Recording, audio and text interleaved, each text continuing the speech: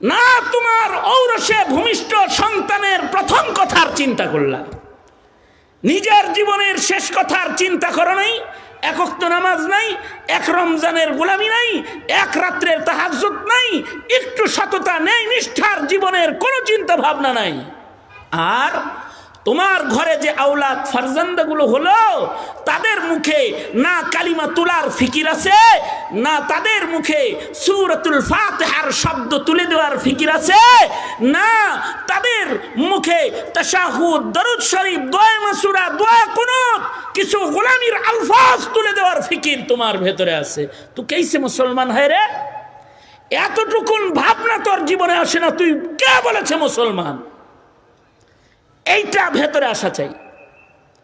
ধন্যবাদ দাও মুফতি শাহিদুর রহমান মাহমুদাবাদীকে, যে এত বড় বটগাছ রেঙ্গা মাদ্রাসা এখানে দাঁড়িয়ে থাকার পরেও এই গ্রামে আরেকটা বাতি জ্বালানোর ছোট্ট ফিকির করেছে, যে এখানে আরো কিছু লোক, আরো কিছু ছেলে কালমা শিখুক, তারা সূরা ফাতিহা শিখুক, তারা আকীদা শিখুক, তারা তাদের আকীদাকে দুরস্ত করুক, তারা কিছু ভালো মানুষের সাক্ষাৎ পাক, তাদের জীবনে কিছু ভালো আমলের ফুল ফল সুসজ্জিত হয়ে যাক, তাদের জীবন ধারাটা একটা আহলুস সুন্নাতি ওয়াল জামাআর কামিয়াবির ধারায় প্রবাহিত হয়ে যাক।